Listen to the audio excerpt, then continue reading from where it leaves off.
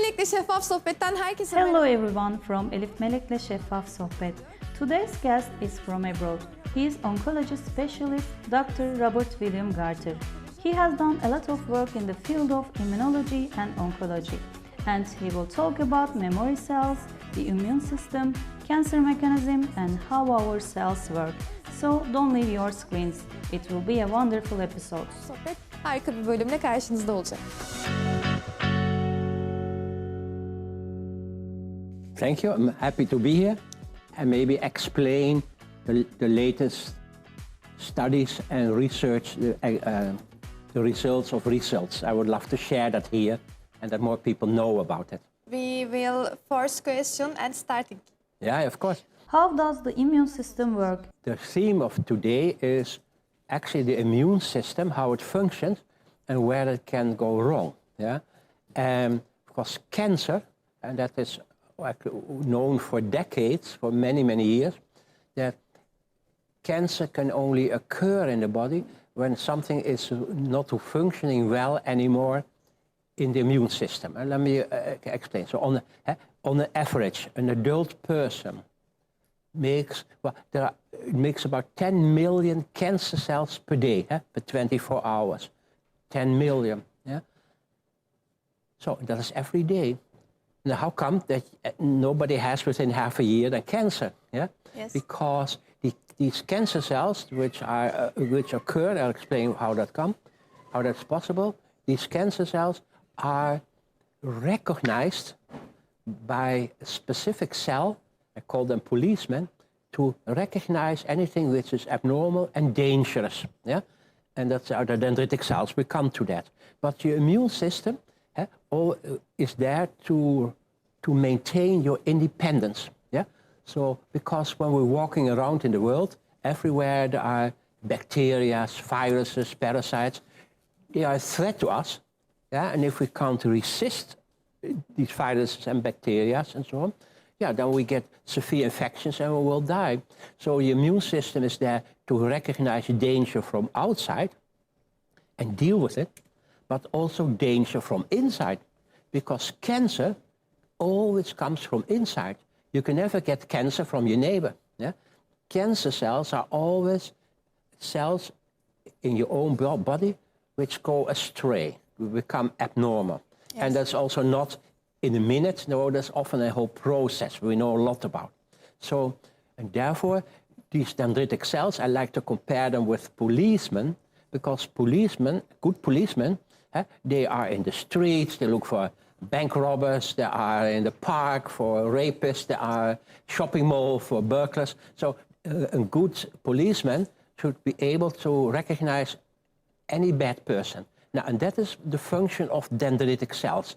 And they were only recently, 35 years ago, actually so recognized, but it took a while before they really understand their function. But at the end, in 2011, the Nobel Prize for the discovery of the dendritic cells was then awarded. Yeah? But there was a group of people which worked together in order to find out and also how to use dendritic cells. Well, you must see the following.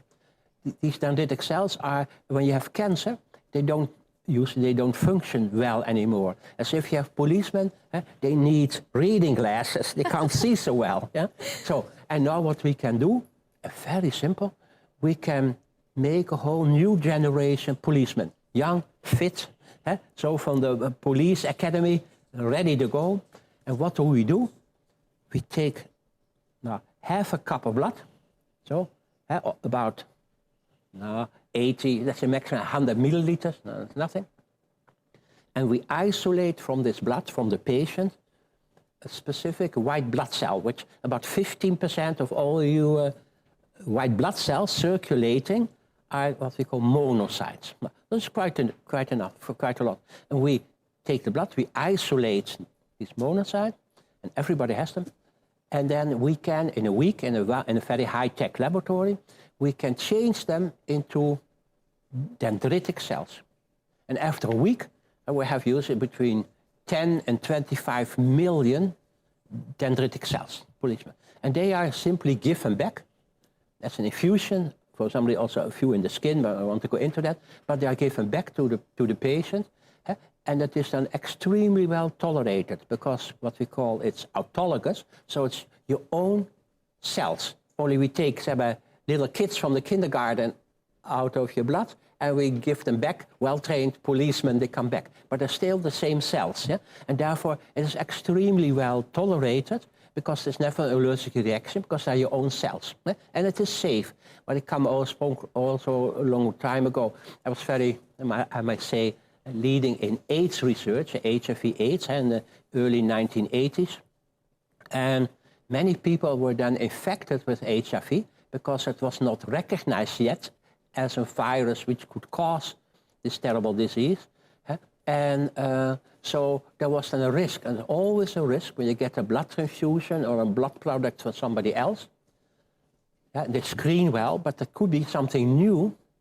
And yeah, and then you can't screen for something you don't know. So, but this is 100% safe. Yes. And we have probably, well, we but others, 60,000 people, 60,000 times vaccinated, and we have never seen ever a negative reaction, allergic reaction. Now back to the dendritic cells. So we can, only thing we call it a vaccination with dendritic cells, because you have to repeat it a few times, like a vaccination. Usually you do 3-4 times. You repeat the vaccination, and that's the same with dendritic cells. It is recommended. It's about what now most people do, also do research, others, and we did. You have to repeat it 3 to 4 times, and then and then it's possible that the rest of your life your immune system is functioning well again. So, but this is then important. That's important because it is amazing that actually, the more you know about science, especially know about the human body, the more you are amazed how beautiful that actually is. And now is it so that with the, for instance, the dendritic cells, they can recognize anything which is really wrong or on the way to get bad, to get wrong. And it's amazing how can one cell know what is good, what is not good. Yeah, what is good and not good. And now I told you about 1 billion cells per day. You get new cells, and that is by you have one cell, and they can divide in 2 cells, and they must be identical. So it's a whole copy process. Now you have 46 chromosomes, each human being, and each chromosome consists of tens of thousands of genes, and each gene consists of millions of DNA molecules. So, and that a cell can divide in 2 hours. So, how is this possible? Yeah? So, there can go, of course, things wrong. So you can get a mutation. And in principle, it's a cancer cell, first a normal cell, which builds mutations. Now, and therefore, there is in each cell, also in your cells, what we call DNA repair. So DNA repair. What is the role of DNA repair? That each human being has in each cell kern 46 chromosomes. And each chromosome consists of tens of thousands of genes. And each gene consists of millions of DNA molecules. So now, when a cell divides, it means it's copying. So I have one mother cell, and now it copies, and it must be completely identical. But in this copying process, something can go wrong, and it's amazing. In 2 hours, a cell can divide and become 2, but it must be completely identical. But in this copying process, because of the hurry, I would say, it can happen that a wrong amino acid is built in, and then I have a mutation. Yeah. Now, if one mutation problem, it's okay. But if there are several mutations, that is the beginning that the cancer cell, that the cell will become a cancer cell. Yeah? So, therefore, in each cell, there is a mechanism. Yeah, we call that DNA repair, which watches if there's no mistake made in the copying, and if there's one amino acid wrongly incorporated, copied, then it will repair, it will say stop, and it will exchange the wrong amino acid for the correct one. And we call that DNA repair. And that's why, although we have many actually mistakes made in the copying process, many of them are still recognized and repaired. And that's important. But we also know, and we also read, but others also have shown really that this DNA repair mechanism exists. But if it's damaged or inhibited, you get much more mutations and therefore cancer. Yeah, and so unfortunately, the last couple of years, that more and more has seen a decreased or a damaged DNA repair mechanism, and that's also why last 3 years there's an increase in cancer, new cases of cancer. So, but the DNA repair is very important, and if it's damaged, we did studies, but also others did studies, and shows that, for instance, the Fiscum album, we talk about the European mistletoe, can repair that or significantly improve that. And we will come to that when we talk about the mistletoe. But the DNA repair is very important because sometimes cells in a hurry when you have an infection and then many white blood cells must be made. There's more, maybe, I would say, in a human way, mistakes made. But there is a mechanism to quickly recognize that and repair that. What is dendritic cell and its function? Now, the dendritic cells, they are called that way. They are white blood cells, but they have, usually white blood cells are more or less round or oval. But these have tens or sometimes hundreds of tentacles, like an octopus. Yeah? And they're very movable. So while we're sitting here, also in you have millions, hundreds of millions of dendritic cells moving, migrating through your body, searching for cancer, for abnormal cells, cancer cells. And when they match a cancer cell, it was amazing, they have, at the ends of all these little arms, so and these tentacles, they have a little mouth, so to speak. And they take a biopsy. So they take a biopsy of what is typical for that cancer cell, this specific cancer antigen. Then they rush to the lymph node, and the lymph node, you can compare that with a military base, because when you're healthy, then your lymph nodes are also filled with what we fit, well-trained Marines. We call them natural killer cells.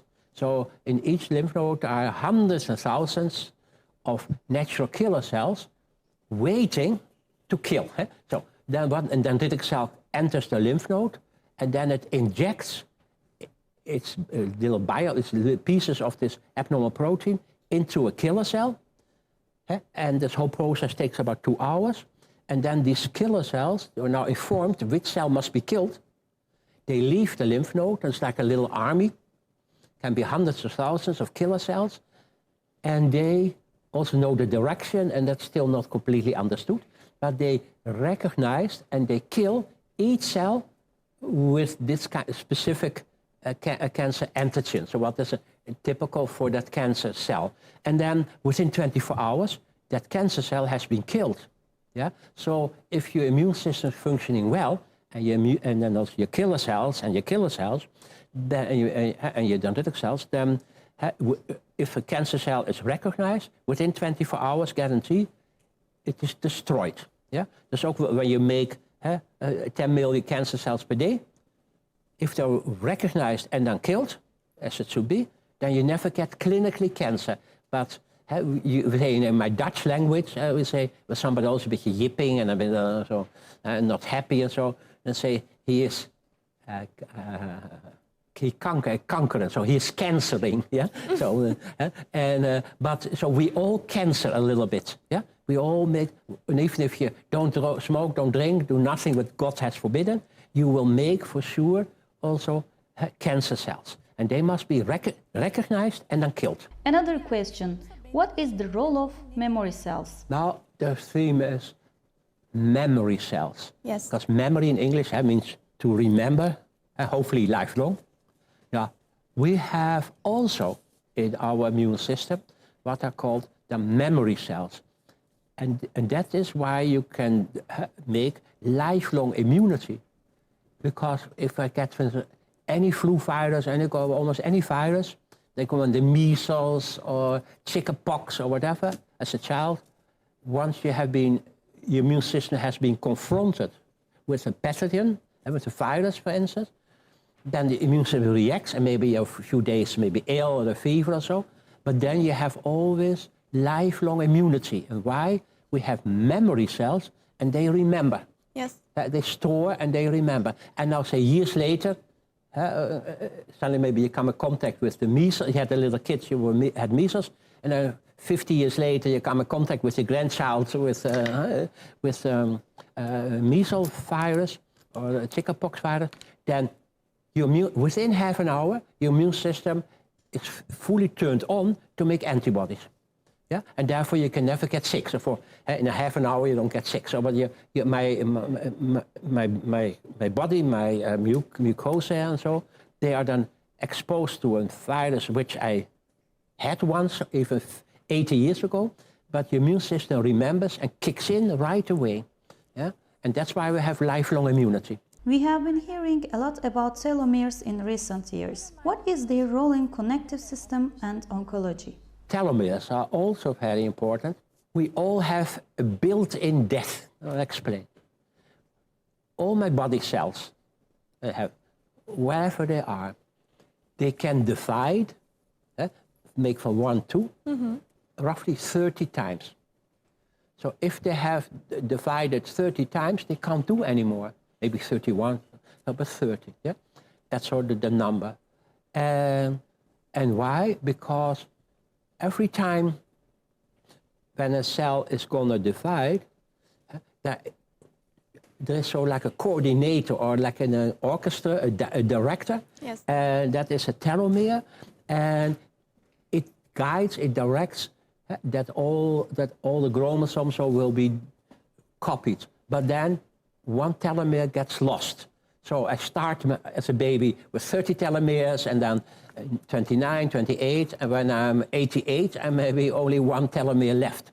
Yeah, and if that is used, then actually, yeah, that is then the beginning of the death process.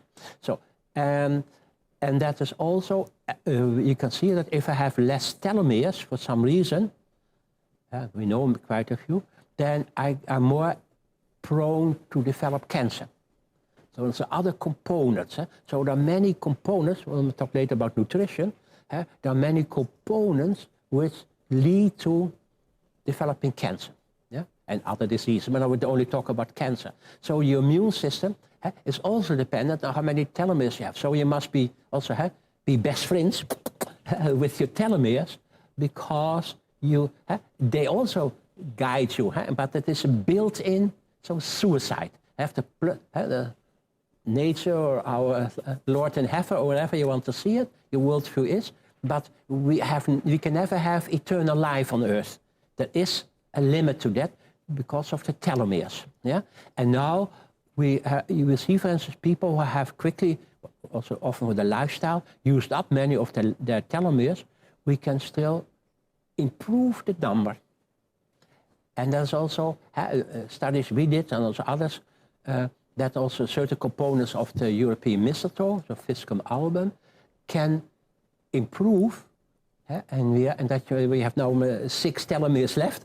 It can make it to 10 telomeres again. Yeah? And that means rejuvenation. And also here in Turkey and around the Mediterranean, it is already known since the time of the Greeks and the Romans, when a farmer had an old olive tree, and it was slowly on getting older and bearing less fruit. If you would put a mistletoe in the tree and it would grow there, then the whole tree would go through a rejuvenation process, and it would live another 60, 70 years and bear a lot of fruit before it finally would then go to olive tree heaven, so to speak. And we know that for sure that's also the effect of the mistletoe. So the mistletoe, there's certain components, we know exactly which part of the mistletoe does that. And it's both in humans and also in animals, they improve. And that's why in European tradition, with Christmas, you can kiss anybody under a mistletoe. trick, yeah? That's sort of then, yeah, ha ha ha. That's so. But why? Because in early ages, so also the Greeks and in Gallia, in what is now France, they knew also when a cow also couldn't get babies, if they would feed it for a little while the leaves of a mistletoe, then often it would still get pregnant. So the mistletoe was then correlated with fertility, yeah? And so one kiss, so, that was then a sort of an echo, a little bit of joke, but an echo for what was common knowledge, the effects of mistletoe, yeah? So it's often also good to look in history, how things, what we do now, often has a long history, yeah? But hopefully science can put a better understanding and so. But mistletoe has many good components and also improves. And also natural killer cells. So one more line, we could also show that all cancer patients, without exception, active cancer, they have a significantly decreased function of the killer cells. They're like all Marines who rather stay home with mama and don't want to fight. But if we give them 8 weeks or longer the mistletoe, then more than 80% has a normal killer cell function again. Yeah? That also adds to the anti-cancer activity also of mistletoe. How does mistletoe affect cancer treatment? Let's say that really mistletoe has been used to improve immune function, especially that actually was started in 1922. And also still, now about at least half of all patients in Central Europe, they take, as even paid for by the national healthcare system, they take mistletoe. Yeah? And there are large studies, cohort studies, so let's say 8,000 patients with breast cancer compared to that take mistletoe compared to 7,800 who didn't take it, but otherwise exactly the same therapy. And those who took mistletoe had a much longer survival time and much better quality of life.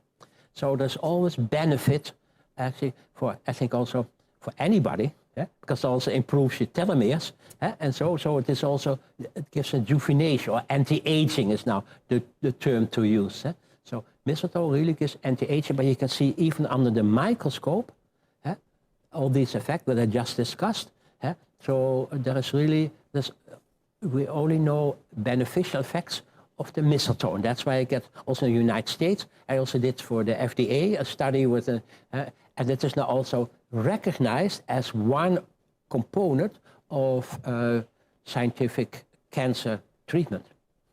What is hyperthermia and how does it work? Hyperthermia, okay, that is the total body hyperthermia. So you have two forms of hyperthermia. We have the total body hyperthermia, so fever, that is done special beds with infrared, and we have a local hyperthermia. And when I first talk about fever, the fever therapy, then we increase the core body temperature, the body temperature, so to 39 degrees, 38.5 to 39 degrees. And that, like, why when you get the flu or this, that, why do you get a fever? Because your immune system can better function, it's more active, it's sort of a little bit pinched. Hey, do your work, yeah? And therefore you should actually, of course, we always a little bit watch, especially very little children, why is the fever and so, but it is always important actually to say, okay, it takes 3 days so my body makes a fever, it's fine, then I'm 2-3 days I have chamomile tea and so and so, and then I recover, but it will then really also then improve, and you overcome, and you have then lifelong, for your memory cells, lifelong immunity. Now, is it so that the 2 reasons why we like to give fever, because large studies show that, also but studies we published, that cancer patients will always say the following: I'm never sick, and suddenly it hits me. But what do they mean? I never have fever. And always, I wish they were 2-3 times sick, have the flu and 2 days at home and all. I'm pitiful, because fever, you need once in a while your immune system to be pinched, to sort of to wake up. and therefore fever is actually good for you. Yeah? Only, of course, there can be reasons that fever have, but let's say 98% of all fevers at home and your kids and you, fever, actually you need it, so to speak. So these flu waves over the world, and again, maybe some people a couple of days have a flu and they're sick, but actually it's good for you. But we can show that fever will enhance, will improve immune function in many ways, also to fight more new infections and also cancer. Yeah? And that's also why we use it. First of all, also when we vaccine, when we give the dendritic cells, we first have a patient go through a few hours of fever, but have moderate so on, and they're comfortable and they get infusion and so on. But anyway, so that's done also in many clinics, also in Germany and Holland. But then fever is actually good for you, especially if cancer. So and then when the dendritic cells are given, then they come in the immune system, which was sort of fired up by the fever, and they are then much better to pick up the impulse of these dendritic cells. Second reason is, and explain that always to patients, cancer cells are really bad guys. And they have ways, what they call, to escape mechanisms, to escape from the police or policemen. So what do? So they walk everywhere in the streets and the shopping mall, and they do like this. You can't see them. So, but if it gets heated, warmer and warmer, you get fever, especially cancer cells can't handle that. And they get hotter and hotter, and they make lactic acid and so on. I don't want to go into that. And then at some point they must do, it's hot here. But then they're exposed, so they drop the escape mechanisms. And therefore dendritic cells and so can much better recognize cancer cells because they drop their escape mechanisms, their hiding mechanisms. So that's another reason also why fever, not every day, but once in a while, so every 3-4 years, you should once have 3-4 days. Yeah, fever, you don't have to be necessarily sick, but you say, oh, I stay one day at home or so. And so these fever, and often nowadays, even medical students are always a little bit excited when, because I lecture at many medical schools, and then I hear that they are taught, yeah, fever, you must suppress fever. Yeah? It's uncomfortable. That's maybe true, but it's good for you. Yeah? And this fever is always seen as, often seen as a reason for illness. No, it's a natural response by your body to overcome illness or a threat to become ill. We know that nutrition and lifestyle actually have some effect on cancer, especially vitamin D, vitamin C. So what is the effect of different lifestyles, such as vegetarian diet, on cancer? And this is still what I don't understand, also as a researcher, but also a human being, is the following. The National German Cancer Research Institution in Berlin, that's really one of the top 5 research centers in the world on cancer. They published in the spring of 2020 a study, and I'm also a biostatistician, I can really look at the data, and that's really true. They could show that if any German, they only did it in Germany, but any, I would say, person who takes vitamin D3 supplementation, a little capsule or a tablet once a day, when you're so above 40 years, early is okay, but for now 40 years, they especially looked at that, then in Germany, only in Germany, there would be 30,000 less people dying from cancer. 30,000. Now, one cancer patient costs roughly 120,000 euros to pay. So 30,000 times that, how much money you would say, but first of all, the suffering, 30,000 of the person who's now suffering and dying, but also the family and the beloved ones. So, but there was never paid any attention. And that is really, I looked at data and it's really true. So that's one example. So you should also look, do I get enough, and especially Northern Europe, one reason why people tend to have low vitamin D3 in their blood is because there's less sunlight. If you are exposed to sunlight, there's a mechanism in your skin that then you make more vitamin D3. And so you have also pro-vitamin in your skin, and it becomes vitamin D3 by exposure to sunlight. And if you have little, especially on the wind, in Norway, Sweden, Finland, there's in the winter, 2 months, the sun doesn't even go up. Maybe you can see a slight shimmering on the horizon, and there's no daylight. So therefore, the more you come to the north or the very south, with less sunlight, you have more risk to be deficient of vitamin D3. Now, imagine D3, but there's a whole other issue that I want to touch now, but it is that medicine is much more and more becoming a business. But what can I earn with on a vitamin D3 capsule, which costs 5 euro cents per day? Now, I can't make big money of that. I cannot patent and this and that. So therefore, that's always the issue, but it might be once for another talk, that more and more medicine has become, let's say, a business-making thing. And imagine if, and I think in Turkey it would be, now there's more sunlight here, but it would be very similar if all Turkish people were advised, if they're older than 40 years of age, that they would take 5 cents per day vitamin D3 supplementation. There will be also, Turkey is similar large as Germany, there will be like 30,000 less cancer people dying. So therefore I think we should know more, and there's a vitamin C that very much now known, but also your nutrition. You should actually, this is another issue, you should actually always have as much as possible fresh fruits and vegetables, if possible organic, so not exposed to all kinds of herbicides, and especially Roundup is very bad for you. And so therefore, for instance, but also, one more thing I want to do, a lot of people don't know that, okay, smoking, it's a clear link to cancer. But not only your lungs, but also your colon and your stomach, everywhere.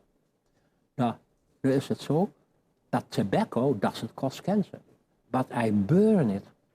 And when I'm exposed or voluntarily expose myself to smoke, that causes cancer. But not one cigarette. One cigarette will not give you cancer, but it's the repetition. But also the study in India, you come all the way in the north, close to the Himalaya and Nepal, people eat differently, with different nutrition, than all the way in the south of India. And the more you come to the south, the more they use on a daily basis little barbecue, so that you roast something above a fire. But it means the smoke, and there's also, and then it's a little bit something is burned. And now that is so. You see more and more you come to the south, there's more and more esophageal cancer and stomach cancer because of a direct exposure to what is burned. So I will say, one time you can do something, but don't do it again. And and then also, but it is then, for instance, the burning. And there's of course certain things which can cause cancer and so on, but I would say that's a good example. At your lifestyle, actually avoid to be close or inhale or eat something which has been burned. That's always carcinogenic, cancer causing. What is the role of electromagnetic radiation, 5G technology, and cell phones, CT, and PET-CT scans? Electromagnetic fields always damage your tissue. You can't go around it. And of course, especially nowadays, we are exposed much more to electromagnetic field. That's when you're in your car, in front of your dashboard, you're driving, you're exposed also to electromagnetic waves. But of now 5G tower, or yes. And now is it so? For instance, with your mobile phone, it's a good study published by the British Medical Journal that those people you are a lot on the cell phone, talking. Mm-hmm. That's usually, I'm right-handed. I always have the telephone in my right ear, but some people the left ear. Usually have one side which you use. And now it shows that when you're 3 hours or more on the telephone per day, then you have on that side where you hold your phone about a 7 times increase of brain cancer. Yes. because of the radio, of the electromagnetic field. Yeah? And then with CT scans, you always say, oh, CT scan, and it's also a little bit kassa. But when I get a CT scan, that is with röntgen, then a regular CT scan, you get between 600 and 1800 X-rays made, because every half a centimeter there's a new slice made and so on and so. Yeah, and then in two directions that you have three-dimensional, you can see exactly to the 2 millimeters exact how large it is and so. But you are exposed again. Yeah? And you also see that often, routinely, every 2 months, how you doing? There's a CT scan made. And then you have, of course, you have the PET CT scan. Then you get a CT scan, and you get injected a radioactive dye, a radioactive substance, which will especially dock on where there is a cancerous inflammation. And then you can see more specifically, yeah, if there is also an inflammation going on, maybe not right away a tumor, but so getting there to become a tumor. And that's radioactivity. So in Holland and Germany, when you get a PET CT scan, then you must sign a consent form, sign and say, you are aware that you should stay at least away, you should stay away at least 1 week from children, because you are radioactive. You know, children are more vulnerable because they're growing. These cells are more vulnerable for radioactivity than when you're 88. Yeah? So I told you should stay and not have a child on your lap or so for a week, or a hug or so. You should not do that because of the radioactivity you have in you. Yeah? Now, is that healthy for you? So, and therefore, often there are other ways to do that. I want to say that it's a discussion, but often a little bit neglected to say what do we do with all these radioactive dyes, so, and that even kids cannot sit on your lap on your opa, and but also in general. So, and then this electromagnetic field, and don't underestimate the effect of because electromagnetic fields, they suppress what we discussed as the DNA repair mechanism. Yeah? So there is a direct correlation between exposure to electromagnetic fields, unfortunately also in 5G towers, and the suppression of the damaging of your DNA repair mechanism.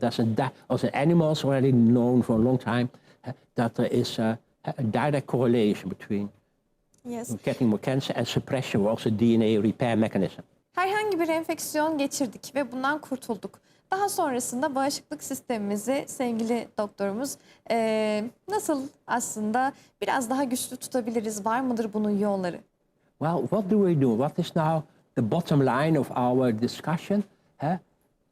You must have a very good functioning immune system. And there are many things which can go wrong in the immune system, but many things we can, let's say, prevent. Yeah, for radioactivity, or scan every couple of weeks and so. But also your lifestyle, your smoking, and what we didn't discuss is. So because also when you're out of rhythm all the time, so it's known that pilots and so they have much higher risk because they have always jet lag and so. So what can I do? You should do two things. First, look at your lifestyle, have a regular lifestyle, and avoid also often also antibiotics or certain medication, also antidepressants are often bad for immune system and so on. And then your lifestyle, your nutrition, and maybe take some supplements nowadays. That is, for instance, vitamin D3. That's proven beyond doubt. And there's also, you could say, well, what can I do off and on? And many, many people I know, and they are extremely fit in the high 80s. If they say in the spring and in the fall that you take a course of 8 weeks or so of mistletoe, Fiscum album, and then you repair and you improve, and there are also these studies. Many studies show that it's highly suggestive that only by doing that you live longer and healthier. So what the bottom line is, we saw this a little bit. The message I want to break across to you and people that listen, that we should so always see your immune system as your best friend. Because when you have a well-functioning immune system, then you live for sure longer and healthier, minder complaints and so on, and less disease. And there's two things. You can prevent it by your lifestyle. If you did have an infection, for instance, you can take it a little, give it a time, 2-3 days, let's say if the flu or so, to overcome it. And don't take something to suppress the fever, because you must see your fever as your best friend. Really. Yeah? Thank you, doctor. What are CT scan and PET CT? Actually, what you want to do with a scan, okay, a long time ago, and also when I was a medical student, that was before you were born, then we had a stethoscope and maybe blood pressure and some palpitation and so, and maybe an X-ray, but you were handicapped, you couldn't look deep inside, or you could not feel what was deep down in the lungs or so. So that was developed, and by itself, I'm for it, to make then what we call a CT scan, so that you don't make one X-ray, but you make, let's say, 1,200 X-rays with half a centimeter apart, and then in 2 directions, so that you have a 3-dimensional picture of the lungs, for instance. Then you could say exactly where is a tumor or where is something abnormal. But you are then exposed. Normally, when you only have one chest X-ray, then also when you get there, you are completely on your own. Nobody there is standing there holding your hand. Nobody wants to be exposed. All the radiologists and the nurses, nobody wants to be exposed to the chest X-ray, the X-ray you get. They'll disappear. Because no, prefer not to. Because now one X-ray that's okay, but still you must understand that an accumulation of röntgen can also cause cancer. And what does it do? Röntgen suppresses, even damages your DNA repair mechanism. So now we also understand. Yeah. But now if you really want to look carefully in the lungs, then you can do that for a CT scan. But then you take multiples of 1,200 to something 1,800 X-rays to get to completely identify where a tumor is. Now, if you still see something is wrong, but not clearly a big solid tumor, but something is wrong, then you can use, for instance, radioactivity. Then you do a CT scan again, but then let's say 20 minutes before you get injected, what they call a dye, a substance, usually with also sugar, and cancer cells love sugar. Yes. So then they, when I now inject sugar which is radioactive, then it will be specially sucked up, ingested by cancer cells, or by abnormal cells. And then you see on the X-ray, on the PET CT scan, you see now, thanks to because of the radioactive dye, that there is really something wrong, but not one solid tumor, which you could say with the X-ray. So that is a step forward. Or you want to see, are there others, are there metastases elsewhere in the body? And then it doesn't make sense to look, because if you want to do chemotherapy, you want to see the staging, as we call. If there's one tumor, or when there are 20 tumors or so, that makes a difference also in treatment. And now it is so. Another form of making a scan is with MRI, magnetic resonance imaging. And then you do also with, let's say also with electromagnetic fields, and then we do that once or so, and but then you can look well also, except in lungs, because you can only build up an electromagnetic field what is watery. Now your lungs, about 70% is air, so you can't build up an electromagnetic field, and then use that for a scan. So then the lungs are the only exception. Then you still have to do then a CT scan if you feel that is necessary. Now, another way is also sonography. Sonar means sound. You can do with sound waves. With almost all women which are pregnant since 2-3 months, you do also sonography, completely innocent, to see where is the placenta. Because if the placenta is sort of at the exit of the uterus, then the child can't go through, or it gets heavy bleedings or whatever later on. So therefore, there are different ways, and I would always say sonography is best, completely innocent, with sound waves, and nowadays they are very accurate and so. And so I would back off from the regular scans because of the exposure to also healthy cells, and then DNA repair mechanisms, we get less telomeres, and so on and so on. We have come to the end of our show. Thank you, Dr. Robert William Gorter. See you again in new episodes. Goodbye and stay healthy.